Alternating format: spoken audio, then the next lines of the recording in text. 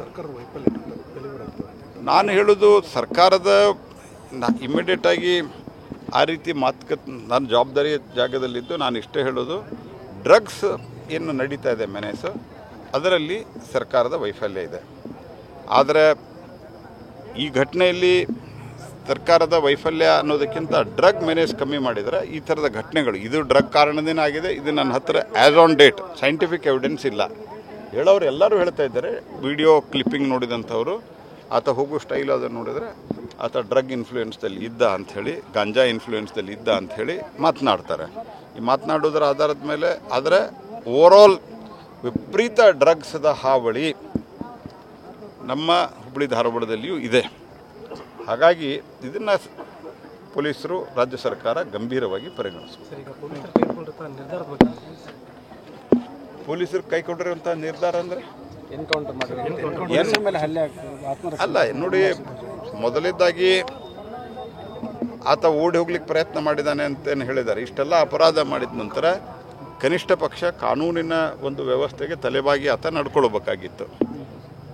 ಆದರೆ ಅವನು ಹಲ್ಲೆ ಮಾಡಿ ಓಡಿ ಹೋಗಲಿಕ್ಕೆ ಹೊರಟಿದ್ದಾನೆ ಅಂತನ್ನುವಂಥದ್ದು ನನಗೆ ರಿಪೋರ್ಟ್ ಕೊಟ್ಟಿದ್ದಾರೆ. ಆ ರಿಪೋರ್ಟಿನ ಆಧಾರದ ಮೇಲೆ ಪೊಲೀಸರು ಏನು ಮಾಡ್ತಾರೆ, ಎನ್ಕೌಂಟರ್ ಮಾಡಲೇಬೇಕು. ಸರ್ಕಾರ ವೈಫಲ್ಯ ಡೆಲಿವರ್ ಆಗ್ತದೆ. ನಾನು ಹೇಳೋದು, ಸರ್ಕಾರದ ಇಮಿಡಿಯೇಟ್ ಆಗಿ ಆ ರೀತಿ ಮಾತುಕತೆ ನಾನು ಜವಾಬ್ದಾರಿ ಜಾಗದಲ್ಲಿದ್ದು ನಾನು ಇಷ್ಟೇ ಹೇಳೋದು, ಡ್ರಗ್ಸ್ ಏನು ನಡೀತಾ ಇದೆ ಮೆನೇಸು, ಅದರಲ್ಲಿ ಸರ್ಕಾರದ ವೈಫಲ್ಯ ಇದೆ. ಆದರೆ ಈ ಘಟನೆಯಲ್ಲಿ ಸರ್ಕಾರದ ವೈಫಲ್ಯ ಅನ್ನೋದಕ್ಕಿಂತ ಡ್ರಗ್ ಮೆನೇಸ್ ಕಮ್ಮಿ ಮಾಡಿದರೆ ಈ ಥರದ ಘಟನೆಗಳು, ಇದು ಡ್ರಗ್ ಕಾರಣದಿಂದ ಆಗಿದೆ. ಇದು ನನ್ನ ಹತ್ತಿರ as on date scientific evidence ಇಲ್ಲ.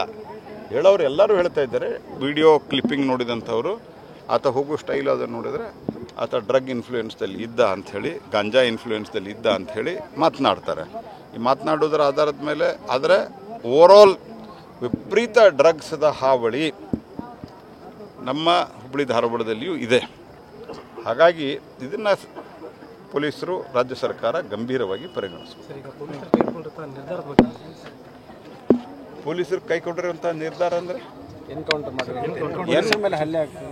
ಅಲ್ಲ ನೋಡಿ, ಮೊದಲಿದ್ದಾಗಿ ಆತ ಓಡಿ ಹೋಗ್ಲಿಕ್ಕೆ ಪ್ರಯತ್ನ ಮಾಡಿದ್ದಾನೆ ಅಂತೇನು ಹೇಳಿದ್ದಾರೆ. ಇಷ್ಟೆಲ್ಲ ಅಪರಾಧ ಮಾಡಿದ ನಂತರ ಕನಿಷ್ಠ ಪಕ್ಷ ಕಾನೂನಿನ ಒಂದು ವ್ಯವಸ್ಥೆಗೆ ತಲೆಬಾಗಿ ಆತ ನಡ್ಕೊಳ್ಬೇಕಾಗಿತ್ತು.